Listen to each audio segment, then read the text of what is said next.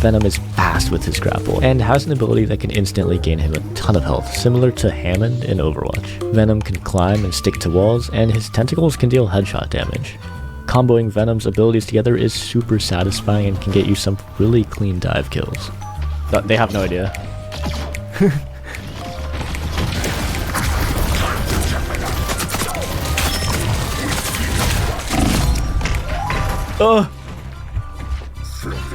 Oh my god, I survived! 10 health!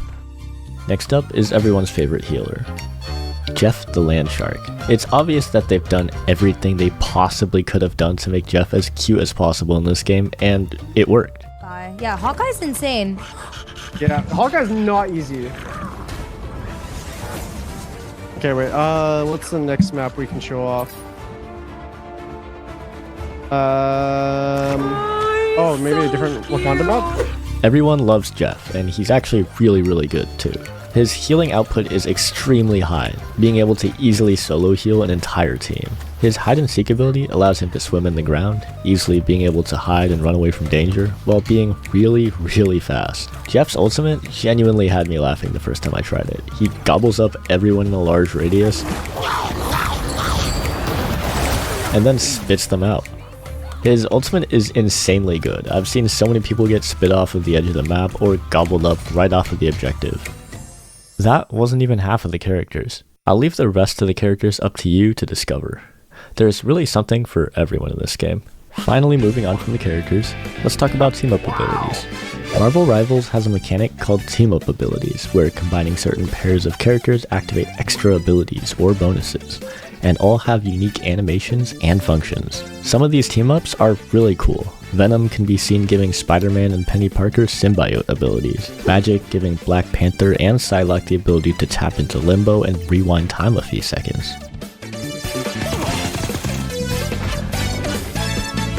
From a game design standpoint, I absolutely love this idea. Characters without intrinsic synergies can have team-up abilities that make them work better together. Not to mention characters that work well together for lore reasons too. I love the idea of queuing in as a duo with a friend and using these team-up abilities to synergize with each other. Amazing addition to the depth of the game. Oh wait, I have a Hulk for team-up abilities. Oh my god, it's so cute! Oh my god, it's a little squishy! Wait, I just made myself so lightheaded because I got so excited. One thing that people make a really big deal out of in modern gaming is monetization. Let's talk about how it's handled in this game.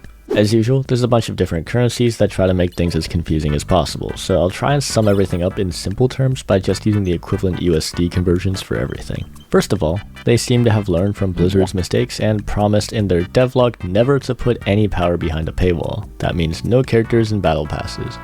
All 33 characters will be available to play straight away on release with no unnecessary unlock process. I want to remind the players that we are never going to charge for power, and there will be no pay-to-win schemes. Next up, let's talk about the Battle Pass. They use the same formula that modern-day Fortnite uses, $10 Battle Passes that unlock individual items page by page. Each Battle Pass contains enough premium currency to unlock another Battle Pass, plus a little extra if you complete it. And once you buy the Battle Pass, you have it forever. You can complete it 5 years from now if you want. You always get what you pay for. Oh, and there's actually good-looking skins in the passes, not just a bunch of filler garbage. God, this outfit looks...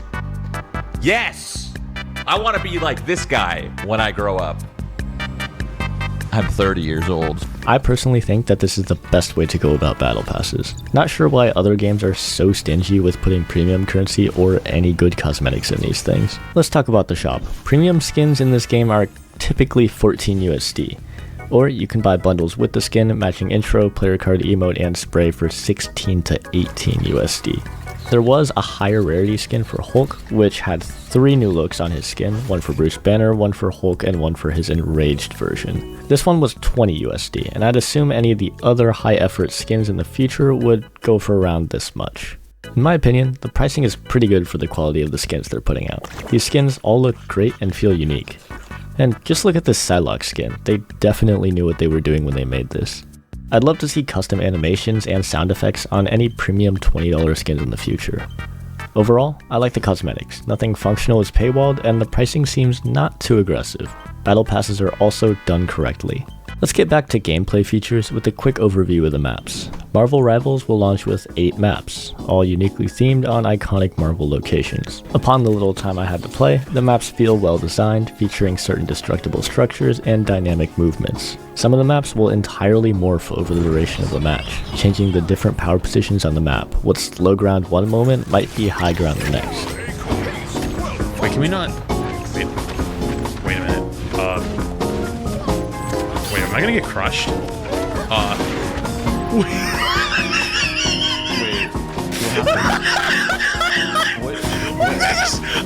I just died in the map! What? I think the maps are all pretty solid. They look good, and I like that they're not afraid to innovate a little with the interactable and dynamic environments. Looking forward to seeing what they can come up with in the future. Next, I wanted to touch on this game's competitive play. Marvel Rivals was meant to be a competitive game. I spotted an open qualifier tournament with cash prizes, similar to Fortnite's in-game cash cups. I've also heard that there's hero bands past Diamond. The ranked system seems solid, with a standard ranked ladder and a numbered ranking system. There also appears to be a ranked leaderboard, which is a super important quality of life feature in a game like this. Speaking of quality of life, let's talk about that. This game's quality of life features are extremely well polished. There's even a few that I've never seen before. As you should expect with a AAA title, there's a very smooth and responsive UI, a custom game browser, spectator mode, replay mode, and a practice range where you can simulate enemies, teammates for team-up abilities, and even bring your friends in to test things with each other. The quality of life feature that I'm most impressed with is how they've handled the audio. In the first betas of the game, there were a bit of complaints about the audio clutter. I guess the devs took this to heart. I discovered a whole combat audio mixer feature in the options, where you can completely customize the volume of every type of sound in the game. I turned this onto focus mode and was able to clearly hear everything that was going on. Big props to the development team for absolutely blowing that feedback out of the water. There's also a bunch of nice to have quality of life features like a surrender vote button, customizable crosshairs, custom enemy and ally colors, and a full career profile to track your stats on. I really don't like using third-party websites to track my stats, so I'm very happy that this feature is baked right into the game. So, is Marvel Rivals actually good? I think that this game has an incredible amount of potential. Here are the pros. The Marvel universe provides an amazing context for a AAA PvP game with characters that already have fans, making them even easier to love. This game's team-up mechanic is unique and innovative, the monetization is fair and doesn't feel predatory, and the maps are interesting and dynamic. Every quality of life feature under the sun is included, and competitive play looks well thought out and has a potential esports scene. I'm definitely excited to see where this goes. Lastly, let's go over my cons for the game. These are just my opinion, so you might not think these are necessarily bad. The first con that I have for this game is that there's no role lock, meaning that you'll have that problem where sometimes you'll queue into a game and your other 5 teammates want to play duelists, and the game is lost before it even starts.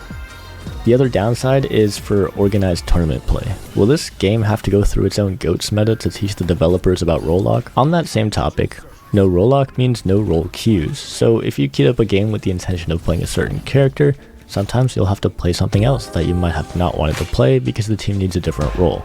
My other complaints are a lot more opinionated, so let me know in the comments if you agree or disagree with these. Another complaint that I have is that there's way too many CCs in this game. There's a ton of different abilities that stun or toss you around. Especially when playing larger characters, I felt like I was getting CC'd multiple times every engagement. I remember Overwatch had a whole thing about cracking down on these stuns at one point. Maybe there'll be an issue in this game, maybe not. So that's going to be it for this video, but don't leave yet. I'm cooking up a 1-year review for the finals in my next video. Make sure to hit that subscribe button so you don't miss it, and check out my previous video on Fragpunk, NetEase's upcoming first-person shooter. Thank you so much for watching all the way until the end.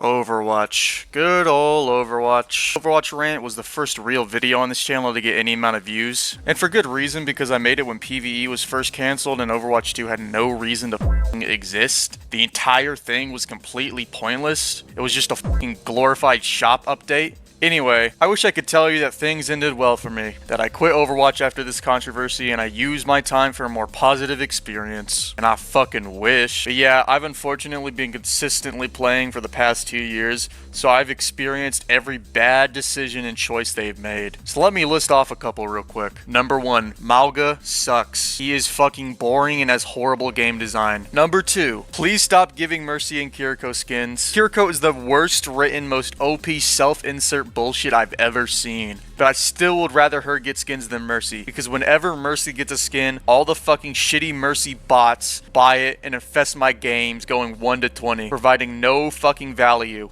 Fuck Mercy players. Number 3, why the fuck are we still in 5v5? This dev team can't balance for shit. This stupid 5v5 system is so bad that they have to mega buff the tanks just for them to have a chance.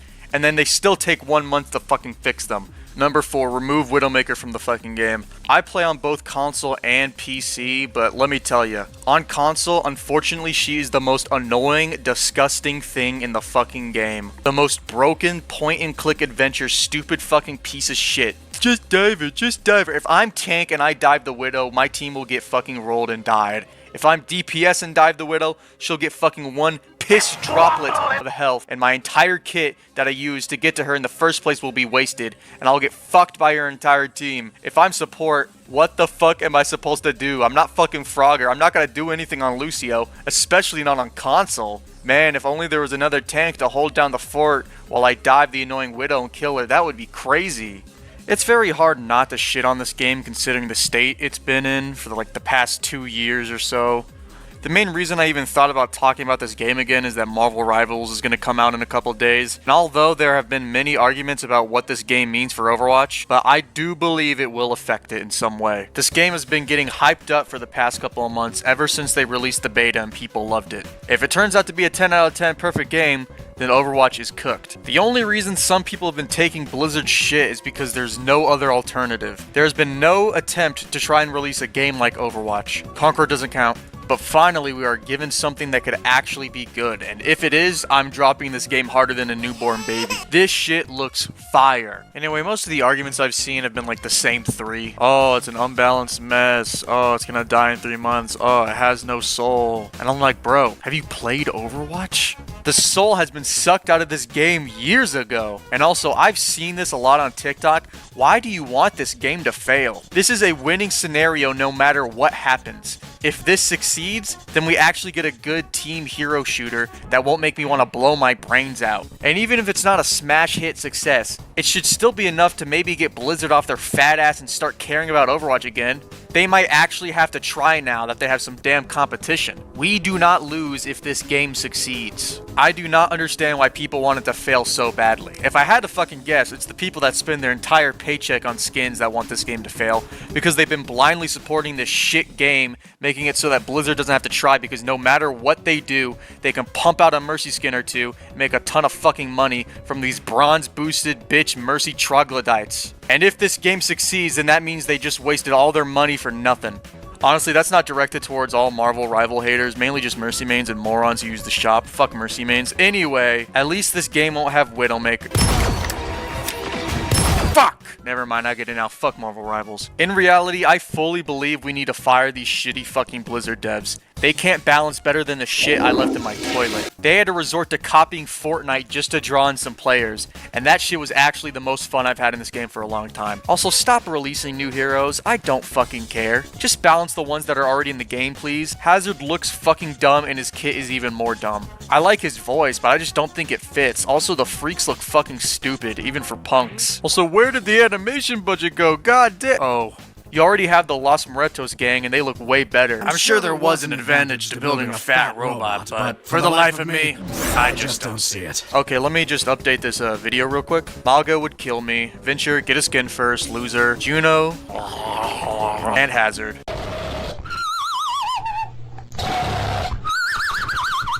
Okay, good. Got that out of the way. Honestly, this is just my fault for not dumping this game when I had the chance. But like I said, there are no alternatives to fill my needs. I'm too shit at TF2. Also, that game's fanbase sucks and it doesn't get updated. So by all means, I hope Marvel Rivals is good. The last thing I want to talk about are Overwatch content creators.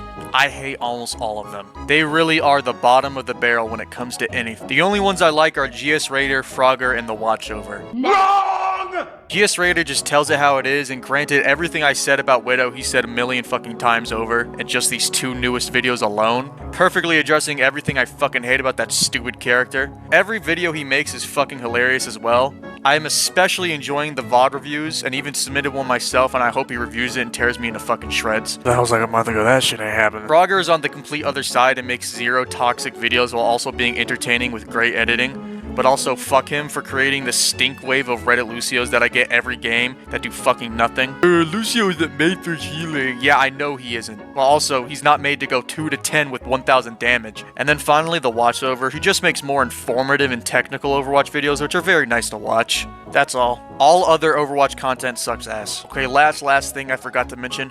Fuck Moira players. Enemy Moiras are the most annoying, no-skilled lock-on bullshit garbage players to ever touch the game. But having a teammate Moira is even worse. They don't do anything for shit, and they're Actually, Moira gets the most highest kills and damage in the game. just them throwing out ores that get 0 value. And it's always the ones that'll pick Moira in a dive comp as well. Like, bitch, I'm playing Winston and we have a Genji. What the fuck do you think your 5-foot piss stream is gonna do when we're in the back line? If I had a gun to my head and had to pick between an enemy Widow or a teammate Moira, the gun would go off. Okay, so the first part of this video was written when Marvel Rivals wasn't out, so I thought I might as well throw in a small part and talk about what I liked and disliked about the game, now that I played it. This has probably been the most fun I've had on a team-based hero shooter in a long time. At no point did it make me want to in the fucking head. The queue times are fucking instant, dude. Literally the day before, my friend and I were sitting in 5-minute long queue times just for us to get absolutely shit on in Overwatch. But this game just gets you instantly into the next one. Also, all the characters are free. I shouldn't even have to bring that up, but you know, the team up buddy system is badass and makes teamwork more rewarding, and I don't know why other games haven't thought of it sooner, but I just really like getting thrown by Hulk. All the characters I tried were fun to play and enjoyable. Not a single character has felt bad to me. Last thing, the game is 6v6, because they looked around the room and saw how ass 5v5 was on Overwatch and said, fuck that, fuck 5v5. Jesus Christ, I fucking hate 5v5. Now time for the dislikes. The game is kind of optimized like shit. I had to put it on the lowest setting just to get good frame rate, and I like to think my PC isn't too bad either, because I definitely didn't expect it to run this poorly. Also, all my friends experienced similar issues, so it wasn't just me. Also, if Doctor Strange puts down his portal, everyone's FPS will fucking tank. That thing is a frame destroyer. Moon Knight is fucking broken. Like, even more broken than everyone else. I went around 30-2 in 3 separate games, all because I played Moon Knight. And I also racked up a ton of fucking damage. So I think he definitely should be nerfed. I didn't experience anyone else as broken as him, but I'm sure others need to be nerfed as well. Last thing I have a problem with is we definitely need some new fucking maps. If I get this shitty Venom one more goddamn time, I'm gonna blow my brains out. But no, the map variety is very lacking, and the maps we do have, half of them aren't even fucking good. Okay, that's all I have to say about the game for now. It definitely needs some more fine-tuning, but I can firmly say that it can rival Overwatch, and I know which game I will be playing more. I wanted this video to be a little bit more informative, but I guess I just ended up turning it into another rant video, mostly due to my hatred for this fucking game. But I hope it was at least entertaining, so whatever. Also, Juno is a psyop created to bring back the Gooners after they released Venture. Okay, bye.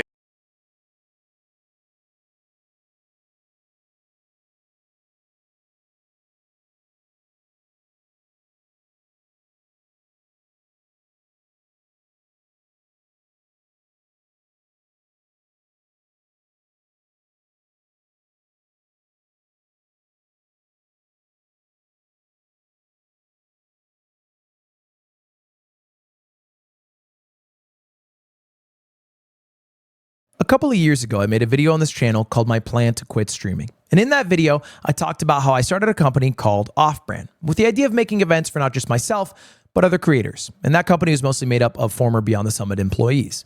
Unfortunately, yesterday we had to announce that we are closing down the production side of Off-Brand. We released a statement that I'm going to read verbatim because it's pretty well written.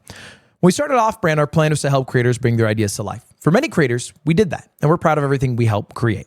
Our people worked hard, and we made amazing content, but we failed to make the events business sustainable. And as a result, we made the difficult decision to shut down that side of the business. Off-Brand Games isn't going anywhere, and I'm going to keep making events through Mogul Moves. But we want to thank everyone who supported and watched the events we help produce.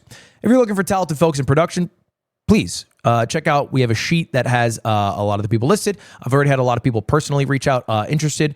So if you're hiring, reach out fast. I would love if you did that. Now, this video is absolutely not to garner sympathy in any way, shape, or form, but it is more so to answer questions about how we got to this point, and then some just general like misinformation I've seen, to respond all of it in a one-stop shop, as opposed to talking about it on stream every day. Now, the first thing I see a lot of people talk about is somehow connecting this to the structure of the company and it being a co-op.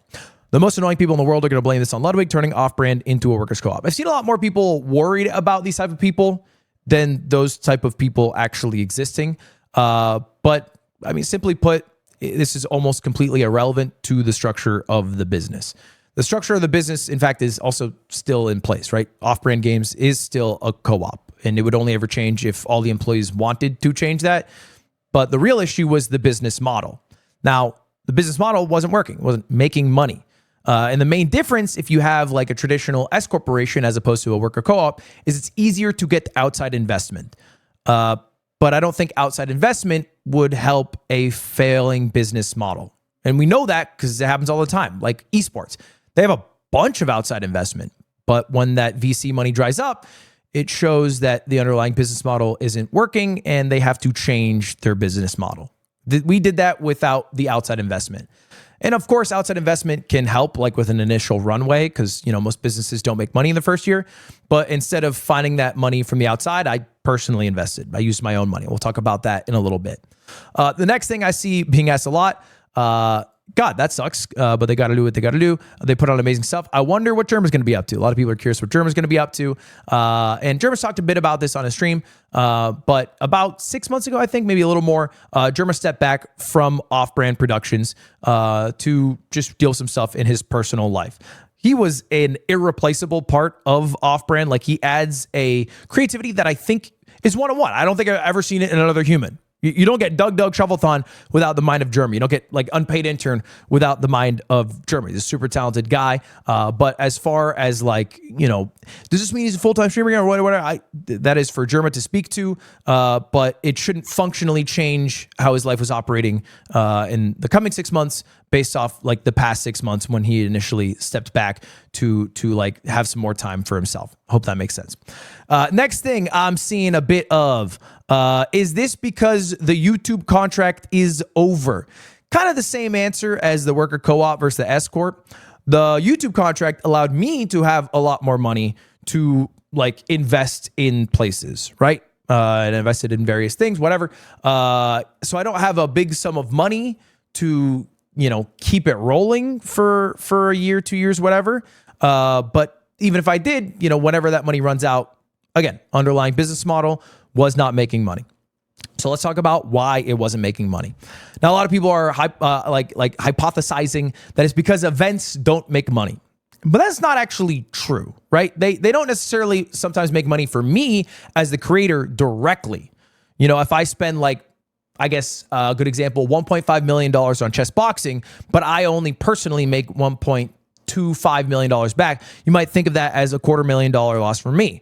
And like, oh, why is Loading running events? That's bad for him. But you can, or at least I can, maybe safely assume that, hey, I might make $250,000 of extra value as a creator because I have grown as a result of doing this event, right? This is the biggest event I've ever done. It has the most eyeballs. And over the course of the next 5 years, that $250,000 will come back through like the extra growth that created. So I don't mind that loss. And the production company doesn't have that loss. Right? They are a production company that itemizes the amount of costs that they had to bear, including employee time, and then covers that cost sometimes with an additional service fee. So they are not losing money. In fact, those are the best months is when there are huge events like Streamer Awards or a HS Boxing. The issue isn't the events, it is the time between events. So if we had a Streamer Games, a Streamer Awards, a Sea Dog charity auction every single month, or even two a month, That's what the team is capable of handling and would also need to handle to be able to sustain itself. So the issue was less that events don't make money, but more so that the appetite from creators for events of that scale at the cadence it would need to be would not allow people to be employed full time. It only really makes sense for like contract work. And you can kind of see that the appetite isn't there if you just look at the biggest streamers in the world over the past year on Twitch. This is like the top 15 creators on Twitch.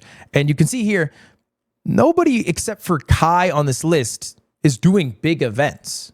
I guess Tarek is doing Ludwig Tarek 3 and a few other things to his credit. And, Hassan did that show with Twitch. But for the most part, most of these people are just in their bedroom every day. And their costs are like what it costs to keep the lights on and have internet running through their computer. That's about it. There are very few creators who are interested in, spending $250,000, $500,000 to do some random cool shit that at least, some big event or whatever. They'd rather do it from home. And who can blame them? I think they're doing that because that's a reflection of what the audience wants as well. All right. If you look at the best streamed event nominees for 2024, it's a lot different than it was a few years ago. It doesn't mean it's worse. It's just different. Like the road trip to TwitchCon, that was a fucking banger stream. But the reality is NMP set up all the tech for that. And it's like feeling like you are a part of this road trip with these people with maximum chat interaction, as opposed to something like Streamer Games, which is like, kind of like a fun knockoff Olympics with a bunch of creators, but you don't get that interaction that I think a lot of people vie for when they're watching streams. And so I think there's like a general shift that creators are doing that is a reflection of their audience's appetite. Now, we were able to make a lot of cool shit happen in the 2 years that we existed, starting from Mogul Money Live, which is kind of like the first event that then started the snowball of off-brand. And we did Juice, Chess Boxing, Germa's Christmas Special, like 3 Ludwig Tarek's, Pog Champs. But you'll notice a lot of these are just my events. That's just the fact. A lot of them are my events. And I, unfortunately, although I wish I could be, am not a big enough creator to be able to sustain all of those full-time employees. I'm just not. I tried, man. I tried to do every big event I possibly could, and every cool thing. I worked as hard as I ever have this past year. But like maybe only Kai is big enough to be able to do that, and has the appetite to also do that. And we didn't have enough outside streamers to be able to fill all those gaps between the large events that we did do. All right. I hope that makes sense. That's the general issue. Now, again, off-brand games isn't going anywhere. Okay. Off-brand games is going amazing, honestly. Like Rivals of Ether 2 has been a blast to publish and promote and like play. Although at times it's been sad because I dropped down to silver. But I enjoyed it a lot. And that part of the business, we are going to keep going. All right. We have a lot of people still on that team. It's just the production side, which is changing. So for me personally, it's going to be switching to more contract work and also switching, I think, the style of events that I do. For example, I did 2 events in the past month. One is World's Greatest Gamer, where I got all the greatest gamers in the world. I flew them out. They drove out 20 people, put them up in hotels. It was a 2-day event, streamed it, and Void eventually won. It was sick. That peaked at about 30,000 viewers. It was a lot of fun to do. The other event I did was League Week. It was in this exact room. We had a pretty cool set. Me and Connor played League for 100 hours straight. I won as many games as I lost, and we peaked at like 38,000 viewers on just my stream. I think 50 across both streams, which is crazy, right? It's crazy because the cost of League Week is 20 times lower, but I think reflects what audiences want, which is like maximum engagement with their streamer.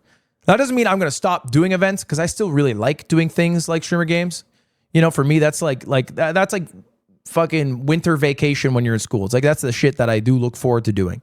So still want to do things like Streamer Games. We'll still try to do that next year. And other events have already switched to being done by contractors. If you have a keen eye, you might have noticed the most recent Ludwig Tarek wasn't produced by Off-Brand. Neither was the LACS Rivals event. That was also not produced by Off-Brand. There were some Off-Brand employees working on it, but those events are still going to happen. This doesn't mean that like, no, I'm not doing any more Smash events or any more stream. That's not at all what this means. And at some point, I might talk a little bit more about how this happened so suddenly, but it's because the cost mounted quite quickly. All right, simply put. It got to a basically unsustainable point. And I've seen some people give shit for like the timing of this, right? Like before the holidays, whatever, which is fair criticism. We are doing like a good severance package. We are paying people out for the next 2 months. But the reality is if we were to have kept this business going until March, I would not only have enough money, I would not only not have enough money to keep Off-Brand going, but I'd also have to shut down Mogul Moves at that point. It was beginning to impact both businesses with just the burden of costs of the production side, if that makes sense. So it's something we had to act quickly on.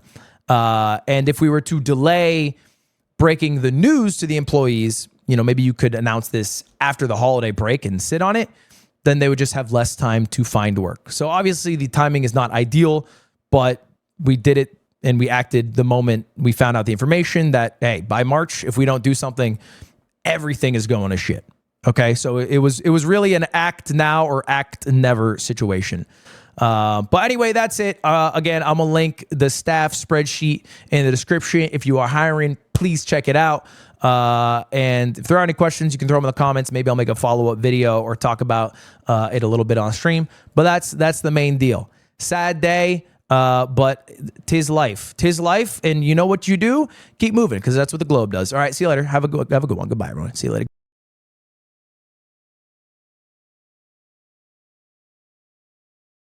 So I want to cover the guest essay from New York Times editorial board. United Health Group CEO, the healthcare system is flawed. Let's fix it. It's by Andrew Whitty, who is the chief executive officer of the United Health Group, the parent company of United Healthcare. This is the CEO on top of the CEO.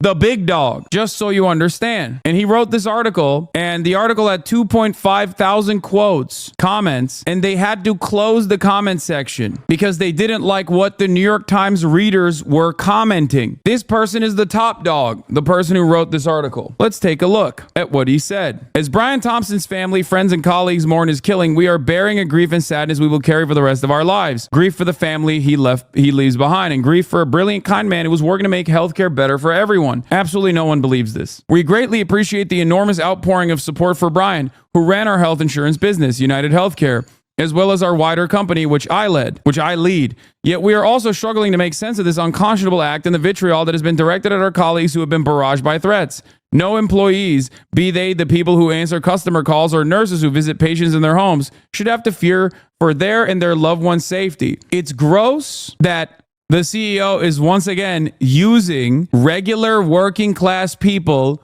who also are ironically getting fucked over by their own healthcare companies while they're working for the healthcare company as a way to try and soften the blow. It's not the nurses, and it should never be the nurses, and it shouldn't be the customer service representatives either. This anger is directed towards the CEOs and the people who play a role. You're using them as human shields here. You're hiding behind them. We know that the health system does not work as well as it should, and we understand people's frustrations with it. I want to look up how much United Healthcare has spent on lobbying. Just real quick, lobbying expenditure. I wonder if this is like something easy to find. United Healthcare has spent $5.8 million on total lobbying expenditures in 2024. Well.